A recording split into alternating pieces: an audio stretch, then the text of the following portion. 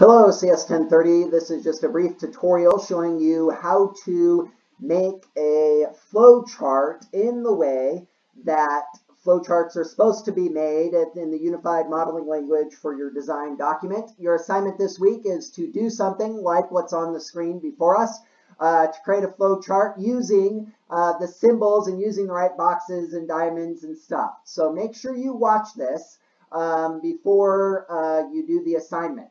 So if you're already watching this, you're probably good. The first thing we need to do is we need to find a flowchart software. The one that I have discovered that syncs with Google Chrome is called draw.io. So it's draw.io. It's also called diagrams.net now. That's a new name. They've added that only very recently. And it will redirect us to app.diagrams.net. You could probably type that in too. The first question it's going to ask is what you want to save your diagram to. You can save it to your device and then email it to me as an attachment. That's fine if you know how to attach things to emails. Or you can do what I do, and that's just save it to Google Drive and authorize Google Drive to do it, which I should have already have authorized Google Drive, but apparently I have not. So let me do that real quick. Whatever, you have to go through all those steps. And I just want to create a new diagram.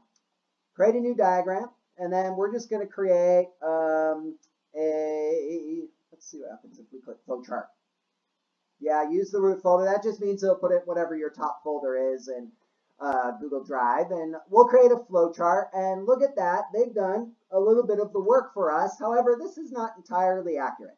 So the first thing you need to know is that ovals are used to start the process. So whenever you're creating a flowchart for a computer program and you're charting out how the logic of the process is going to work, you start with an oval, probably at the top, and you name that the beginning of whatever it is. So over here, I did loading the dishwasher, and I sent this picture to you guys.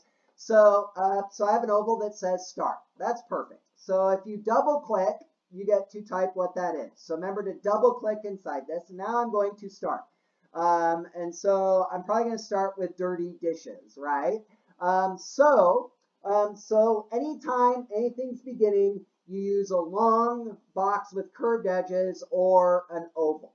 And so that starts the process. If I look at your assignments this week and there's not an oval at the top that says something like start, then I'm taking points away because the first thing is going to be start.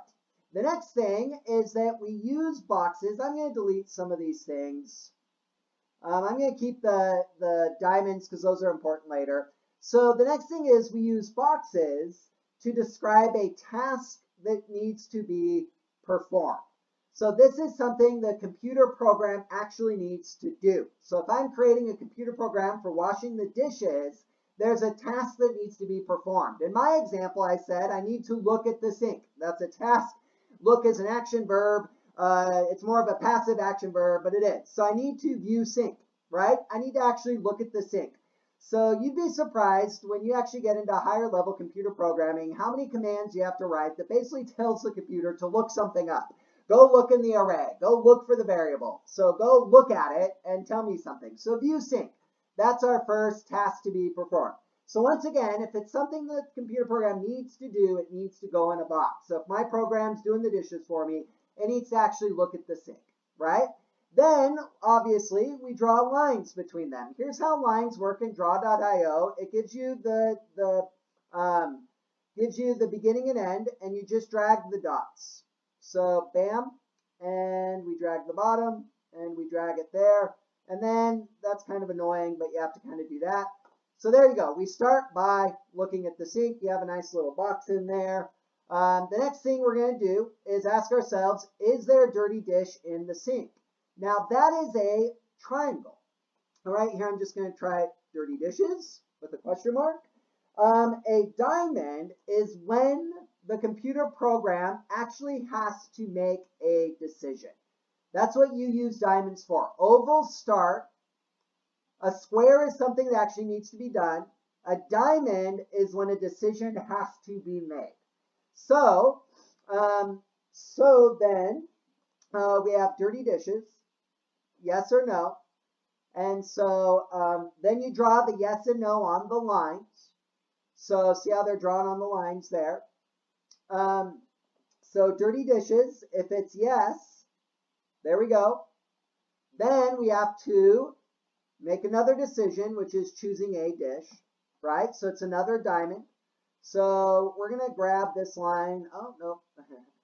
We're going to grab this arrow and repurpose it to up here. There we go. So, oh, the yes. Delete the yes there because we have a yes there. So you have lines over here too. If you click a line, it will just add it randomly and you could drag it around. So it's always good to just copy and paste. I'm just going to copy that diamond and paste it. Oh, that didn't work, did it? So, well, undo that if it will let us. Oh, joy. Okay, so over here then, if there's no dish, then the task is done. So if the task is done, then we also use an oval. So if there isn't a dish, the task is done. We use our line here to do that. Double click on the line and we say no, no dirty dishes.